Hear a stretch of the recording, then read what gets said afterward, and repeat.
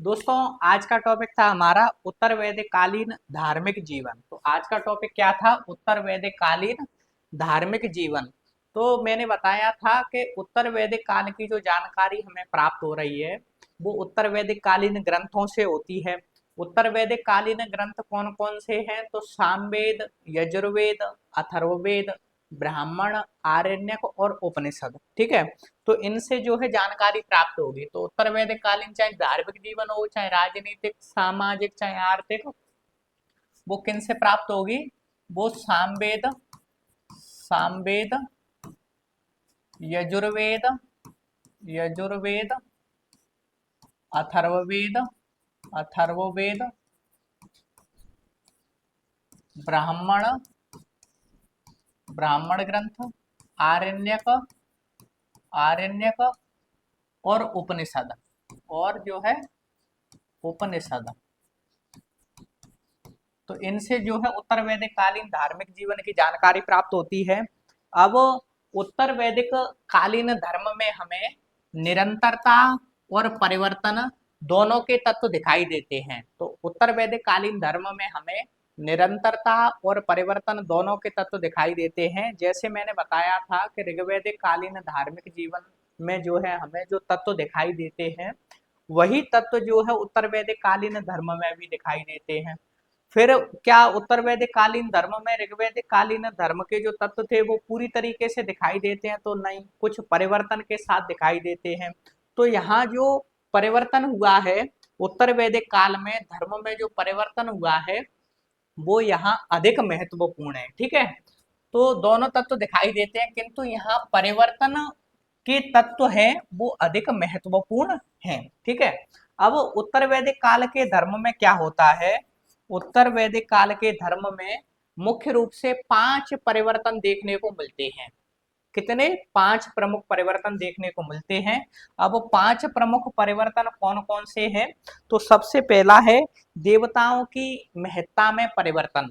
तो पहला परिवर्तन क्या है? उत्तर वैदिक कालीन जो धर्म है उसमें आर्यों के धर्म में जो है 5 प्रमुख रूप से परिवर्तन देखने को मिलते हैं। पहला परिवर्तन कौन सा है? तो देवताओं की महत्ता में परिवर्तन। ठीक है। तो पहला कौन सा है? देवताओं की महत्ता में परिवर्तन। अब इसके अंतर्गत क्या था कि उत्तर वैदिक काल में आर्यों के जो सबसे प्रमुख देवता माने गए हैं वो माने गए हैं प्रजापति। प्रजापति कौन थे? तो प्रजापति जो है सृजन के देवता थे। प्रजापति कौन थे? तो सृजन के देवता थे। तो उत्तर वैदिक काल में आर्यों के सर्वाधिक महत्वपूर्ण देवता कौन माने गए हैं? तो प्रजापति। अब प्रजापति में पूर्व के दो जो वे हैं कौन? पूर्व के दो मतलब देवता हैं कौन कौन? एक विश्वकर्मा और एक हिरण्यगर्भ। तो जो पूर्ववर्ती दो देवता हैं, एक हिरण्यगर्भ और एक विश्वकर्मा, दोनों ही जो है प्रजापति में समाहित हो जाते हैं। ठीक है। अब इस काल में जो है रुद्र और विष्णु का भी महत्व बढ़ा। तो उत्तर वैदिक काल में क्या हुआ दोस्तों? उत्तर वैदिक काल में रुद्र और विष्णु रुद्र और विष्णु का भी महत्व बढ़ा। और उत्तर वैदिक काल में जो रुद्र है वो पशुओं के देवता माने गए हैं। उत्तर वैदिक काल में रुद्र किसके देवता माने गए हैं? तो उत्तर वैदिक काल में रुद्र जो है पशुओं के देवता माने गए हैं। तथा विष्णु को लोग अपना पालक एवं रक्षक मानते थे। तो रुद्र जो पशुओं के देवता माने गए हैं उत्तर वैदिक काल में, और विष्णु विष्णु को जो है लोग अपना पालक एवं रक्षक मानते थे। तो इस प्रकार से देखें हम कि ब्रह्मा माने प्रजापति और रुद्र माने महेश और विष्णु। तो ब्रह्मा, विष्णु, महेश। तो इस प्रकार से उत्तर वैदिक काल में जो है हमें त्रिमूर्ति की अवधारणा दिखाई देने लगती है। ठीक है। तो उत्तर वैदिक काल में त्रिमूर्ति की अवधारणा जो है आई। और ऐत्रेय ब्राह्मण में उल्लेख मिलता है कि सभी देवताओं के उग्र रूप से उत्तर वैदिक काल में क्या उल्लेख मिलता है कि सभी देवताओं के उग्र रूप से जो है रुद्र की उत्पत्ति हुई थी। ठीक है। तो उत्तर वैदिक काल में उल्लेख मिलता है कि सभी देवताओं के उग्र रूप से रुद्र की उत्पत्ति मानी जाती है। ठीक है। इसके आगे देखें हम कि जब ऋग्वैदिक काल बताया था मैंने, तो ऋग्वैदिक काल में बताया था कि पूषण पशुओं के देवता थे। ऋग्वैदिक काल में पूषण पशुओं के देवता थे। किंतु उत्तर वैदिक काल में ये पूषण शूद्रों के देवता माने गए हैं, ठीक है। और उत्तर वैदिक काल में फिर पशुओं के देवता कौन माने गए, तो पशुओं के देवता मैंने बताया अभी कि पशुओं के देवता फिर उत्तर वैदिक काल में रुद्र को माना गया है, ठीक है। बढ़ते हैं आगे। और पूषण के रथ को कौन खींचा करता था, तो पूषण के रथ को बकरा खींचा करता था, ठीक है। आगे देखें, अगला जो आर्यों के जीवन में, धार्मिक जीवन में जो महत्वपूर्ण परिवर्तन है वो है आराधना की रीति, ठीक है। तो आराधना की रीति में परिवर्तन, तो इस काल में क्या हुआ, तो इस काल में स्तुतियों और प्रार्थनाओं की जगह यज्ञों का महत्व बढ़ा। किसका महत्व बढ़ा दोस्तों, तो यज्ञों का जो है महत्व बढ़ा इस काल में। और यज्ञों में बड़े पैमाने पर निरह पशुओं की बलि दी जाती थी, ठीक है। जो है बड़े बड़े यज्ञ होते थे और उसमें जो है निरह पशुओं की जो है बलि दी जाती थी। आज भी जो है देखोगे कई जो है पिछड़े इलाकों में जो है पशु बलि का जो है प्रचलन है, ठीक है। तो इस प्रकार से जो है उत्तर वैदिक काल में यज्ञों में जो है बड़े पैमाने पर पशुओं की बलि दी जाती थी तथा शुद्ध मंत्रों के उच्चारण पर विशेष महत्व था। मतलब शुद्ध मंत्रों के उच्चारण करने का जो है उत्तर वैदिक काल में विशेष महत्व था। अब शुद्ध उच्चारण कौन करेगा, तो शुद्ध उच्चारण तो पुरोहित या ब्राह्मण ही करेगा, ठीक है। तो इसलिए जो उत्तर वैदिक काल में जो यज्ञ करने वाले को क्या कहा गया है, तो उत्तर वैदिक काल में यज्ञ करने वाले को यजमान तथा कराने वाले को पुरोहित या ब्राह्मण कहा गया है। तो यज्ञ करने वाले को यजमान तथा कराने वाले को पुरोहित या ब्राह्मण कहा गया है, कब, उत्तर वैदिक काल में, ठीक है। अब पुरोहित या ब्राह्मण जो है यज्ञ कराते थे, तो यज्ञ कराने के बदले में उनको कुछ मिलता भी था। तो दान दक्षिणा में क्या क्या मिलता था, तो दान दक्षिणा में गाय, दासियां, घोड़े, सोना और वस्त्र आदि जो है उन पुरोहितों को दान दक्षिणा में मिलते थे, ठीक है। यहाँ तक कि राजसूय यज्ञ कराने वाले पुरोहित या ब्राह्मण को, राजसूय यज्ञ कराने वाले पुरोहित या ब्राह्मण को 24 लाख गायें दान में मिलती थी। कितनी, 24 लाख गायें दान में मिलती थी। किस पुरोहित को, तो जो राजसूय यज्ञ कराने वाला पुरोहित होता था उसे जो है 24 लाख गायें दान में मिलती थी। तो क्या इस काल में जो है भूमिदान का प्रचलन था, तो उत्तर वैदिक काल में भूमिदान का प्रचलन नहीं था। तो भूमिदान का जो प्रारंभ माना जाता है वो मौर्योत्तर काल में माना जाता है। जब आप सातवाहन काल पढ़ेंगे तो सातवाहन काल से संबंधित एक नागनिका का नाना घाटा अभिलेख पढ़ेंगे तो उसमें भूमिदान का सर्वप्रथम उल्लेख मिलता है, ठीक है। तो इस प्रकार से जो है उत्तर वैदिक काल में भूमिदान का प्रारंभ नहीं हुआ था। भूमिदान का जो प्रारंभ है वो मौर्योत्तर काल से माना जाता है, ठीक है। अगला जो महत्वपूर्ण परिवर्तन आया आर्यों के धार्मिक जीवन में, जो महत्वपूर्ण परिवर्तन आया वो है यज्ञों के महत्व में वृद्धि। तो इस काल में स्तुतियों और प्रार्थनाओं की जगह यज्ञों का महत्व बढ़ा। बड़े पैमाने पर जो है यज्ञ होने लगे। तो कुछ उत्तर वैदिक कालीन महत्वपूर्ण यज्ञों के बारे में देखेंगे। राजसूय यज्ञ तो राजा के राज्याभिषेक से संबंधित होता था। राजसूय यज्ञ किससे संबंधित होता था, तो राजा के राज्याभिषेक से संबंधित होता था। जब राजा का राज्याभिषेक हो जाता था तो ऐसा माना जाता था कि राजा को जो है दिव्य शक्तियां प्राप्त हो चुकी हैं। तो दिव्य शक्तियां प्राप्ति हेतु यह यज्ञ किया जाता था। कौन सा यज्ञ, राजसूय यज्ञ। और इसमें वरुण और इंद्र, कौन, वरुण और इंद्र का अभिषेक किया जाता था। और राजसूय यज्ञ के मध्य में ही द्यूत क्रीड़ा या पाशा का आयोजन किया जाता था, ठीक है। तो राजसूय यज्ञ के मध्य में ही द्यूत क्रीड़ा या पाशा, द्यूत क्रीड़ा को ही क्या कहा जाता है, पाशा कहा जाता है। तो राजसूय यज्ञ के मध्य में ही द्यूत क्रीड़ा या पाशा का आयोजन किया जाता था। और इसमें राजा का सहयोगी कौन होता था, तो इस खेल में राजा का जो सहयोगी है वो अक्षवाप नामक अधिकारी होता था। तो जो द्यूत क्रीड़ा का आयोजन होता था और द्यूत क्रीड़ा में राजा का सहयोगी कौन होता था, तो अक्षवाप नामक अधिकारी होता था, ठीक है। अब है वाजपेय यज्ञ। तो वाजपेय यज्ञ में क्या था, तो राजा के यौवन और शक्ति का प्रतीक है। ये वाजपेय यज्ञ राजा के यौवन और शक्ति का प्रतीक है। इसमें रथ दौड़ का आयोजन किया जाता था। तो इसके अंतर्गत क्या था कि राजा को अपने बंधु बांधव माने मित्र और सहयोगियों के बीच में श्रेष्ठ दिखाने की कोशिश की जाती थी, ठीक है।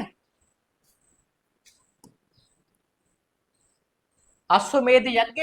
तो अश्वमेध यज्ञ उत्तर वैदिक काल का सर्वाधिक महत्वपूर्ण यज्ञ था। अश्वमेध यज्ञ है वो उत्तर वैदिक काल का सर्वाधिक महत्वपूर्ण यज्ञ था और राजा की सार्वभौमिक सत्ता का प्रतीक था। ठीक है, इसमें राजा अपने साम्राज्य विस्तार हेतु करता था। तो जो है अश्वमेध यज्ञ को राजा अपने साम्राज्य विस्तार हेतु करता था। जैसा इसके अंतर्गत क्या होता था कि राजा जो है अपने घोड़े छोड़ता था और जिस जिस क्षेत्र में वे घोड़े बिना प्रतिरोध के निकलते जाते थे वो सभी क्षेत्र जो है राजा के मान लिए जाते थे या जो है उसके अधीन हो जाते थे। मान लीजिए जो है किसी घोड़े का प्रतिरोध, उन घोड़ों का किसी ने प्रतिरोध किया या और उन घोड़ों को जो है किसी ने रोक लिया तो फिर उनको जो है राजा से युद्ध करना पड़ता था। ठीक है, इसमें क्या था, तो इसमें 4 अनुष्ठाता, 4 रानियां और उनके 400 अनुचर भाग लेते थे। ठीक है, तो इसमें 4 अनुष्ठाता, 4 रानियां और उनके 400 अनुचर हिस्सा लेते थे और जब वर्ष की समाप्ति होती थी तो 600 साणों के साथ कुछ घोड़ों की बलि दी जाती थी। ठीक है, तो ये रहा अश्वमेध यज्ञ। ठीक है, अब है अग्निष्टोम यज्ञ। तो अग्निष्टोम यज्ञ है वो ऋग्वैदिक कालीन सर्वाधिक महत्वपूर्ण यज्ञ है। तो अग्निष्टोम यज्ञ ऋग्वैदिक काल का सर्वाधिक महत्वपूर्ण यज्ञ है। उत्तर वैदिक काल का सर्वाधिक महत्वपूर्ण यज्ञ क्या बताया था, तो अश्वमेध यज्ञ। ठीक है, इसमें अग्निष्टोम यज्ञ में 11 पशुओं की बलि तथा सोम की आहुति दी जाती थी। तो अग्निष्टोम यज्ञ ऋग्वैदिक कालीन सर्वाधिक महत्वपूर्ण यज्ञ है। इसमें 11 पशुओं की बलि और सोम की आहुति दी जाती थी, इसलिए जो है इसे सोम यज्ञ भी कहा जाता है। तो अग्निष्टोम यज्ञ को ही सोम यज्ञ कहते हैं। अब है सोत्रामणि यज्ञ। तो सोत्रामणि इंद्र की उपाधि है। सोत्रामणि किसकी उपाधि है, तो सोत्रामणि जो है इंद्र की उपाधि है और इसमें पशु और सुरा की आहुति दी जाती थी। तो सोत्रामणि यज्ञ में पशु और सुरा की आहुति दी जाती थी। अगला है पुरुष मेध यज्ञ। कौन सा है, पुरुष मेध यज्ञ।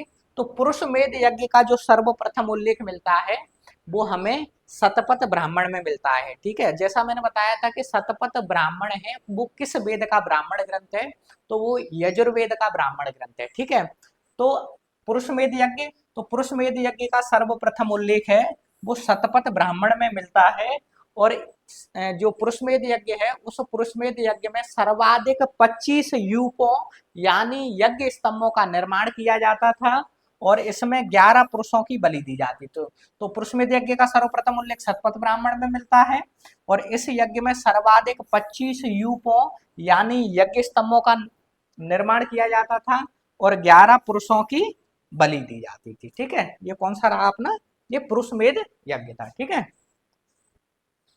अब है पंच पशु यज्ञ। तो पढ़ने से ही पता चल रहा है कि इसमें जो है 5 पशुओं की बलि दी जाती थी। 5 पशु कौन कौन से, तो भेड़ बकरा बैल घोड़ा, भेड़ बकरा बैल घोड़ा तथा मनुष्य की बलि जो है पंच पशु यज्ञ के अंतर्गत दी जाती थी। ठीक है, अगला जो धार्मिक जीवन में महत्वपूर्ण परिवर्तन देखने को मिलता है उत्तर वैदिक काल में आर्यों के जीवन में, वो है धार्मिक उद्देश्य में परिवर्तन। तो उत्तर वैदिक कालीन धर्म में लौकिक परिवर्तन के साथ मतलब लौकिक उद्देश्य के साथ साथ जो है पारलौकिक उद्देश्य भी महत्वपूर्ण हो गए। जैसा कि मैंने ऋग्वैदिक काल में बताया था कि ऋग्वैदिक काल के लोगों का जो धार्मिक जीवन का जो उद्देश्य था वो लौकिक उद्देश्य था। लौकिक उद्देश्य में क्या था कि जो भौतिक सुख सुविधाओं की प्राप्ति हो, तो ईश्वर से ये प्रार्थना किसकी करते थे कि उनको जो है भौतिक सुख सुविधाओं की प्राप्ति हो। भौतिक सुख सुविधाओं की प्राप्ति मतलब क्या है कि युद्ध में विजय हो, ठीक है, अत्यधिक जो है गायों की प्राप्ति हो और पुत्र की प्राप्ति हो। तो इस प्रकार की जो है भौतिक सुख सुविधाएं प्राप्त करते थे। लेकिन उत्तर वैदिक काल में क्या हुआ कि लौकिक उद्देश्य तो था ही उपासना करने का उद्देश्य, उसके साथ साथ जो है पारलौकिक उद्देश्य भी महत्वपूर्ण हो गया। पारलौकिक उद्देश्य के अंतर्गत क्या था कि पारलौकिक उद्देश्य के अंतर्गत वो स्वर्ग और मोक्ष की जो है बात करने लगे थे। ठीक है, तो लोग पारलौकिक उद्देश्य में क्या था कि पारलौकिक उद्देश्य में जो है स्वर्ग और मोक्ष प्राप्ति की हेतु जो है वो धार्मिक क्रियाकलाप जो है करने लगे थे उत्तर वैदिक काल के लोग। ठीक है, अब अगला है धार्मिक जीवन में महत्वपूर्ण परिवर्तन, वो है उपनिषदीय प्रतिक्रिया। तो वैदिक काल के अंत में क्या होता है कि वैदिक काल के अंतिम दौर में पुरोहितों के प्रभुत्व तथा याज्ञिक कर्मकांडों के विरुद्ध उपनिषदीय प्रतिक्रिया हुई और जिसका चर्म हमें जैन तथा बौद्ध आंदोलनों में दिखाई देता है। ठीक है, तो वैदिक काल के अंत में जो है पुरोहितों का प्रभुत्व अत्यधिक हो गया। ठीक है, याज्ञिक कर्मकांड जो है बढ़ गए, तो फिर उपनिषदों ने प्रतिक्रिया दिखाई। ठीक है, और जिसका चर्म हमें कब देखने को मिलता है, तो जैन और बौद्ध आंदोलनों में उसका चरम देखने को मिलता है। जैसा कि जो है मुंडको उपनिषद में कहा गया है कि यज्ञ एक ऐसी फूटी नौका है, यज्ञ एक ऐसी फूटी नौका है जिस पर भरोसा नहीं किया जा सकता। ठीक है, तो ये जो कथन है वो पूछा जा सकता है कि यज्ञ एक ऐसी नौका है, यज्ञ एक ऐसी नौका है जिस पर भरोसा नहीं किया जा सकता, अर्थात यज्ञों के द्वारा भव सागर रूपी जीवन को पार करना संभव नहीं है। तो यज्ञों के द्वारा जो है भवसागर जीवन रूपी को पार करना जो है संभव नहीं है, या मोक्ष प्राप्त नहीं किया जा सकता। ठीक है, अब उपनिषदों में जो जीवन का चरम लक्ष्य बताया गया है वो मोक्ष को बताया गया है। तो उपनिषद में जो जीवन का चरम लक्ष्य है वो किसे बताया गया है, मोक्ष को बताया गया है।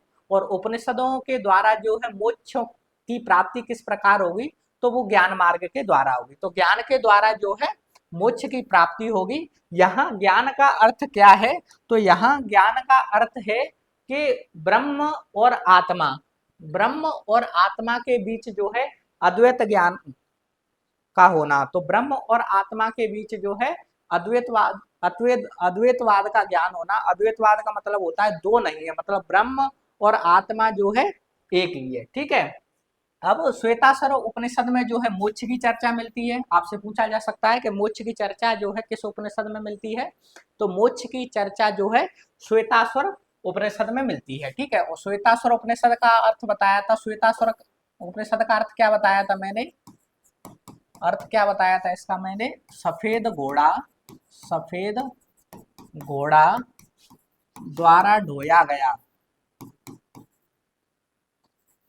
ढोया गया, सफेद घोड़ा द्वारा जो है ढोया गया। तो श्वेताश्वर उपनिषद का अर्थ क्या बताया मैंने, सफेद घोड़ा द्वारा ढोया गया। और मोक्ष की चर्चा हमें श्वेताश्वर उपनिषद में ही मिलती है। इसी प्रकार से जो है छांदोग्य उपनिषद में तत्वमसि तथा बृहदारण्यक उपनिषद में जो है अहम ब्रह्मास्मि का उल्लेख मिलता है। तो छांदोग्य उपनिषद में तत्वमसि, छांदोग्य उपनिषद में तत्वमसि और बृहदारण्यक उपनिषद में अहम ब्रह्मास्मि का उल्लेख मिलता है।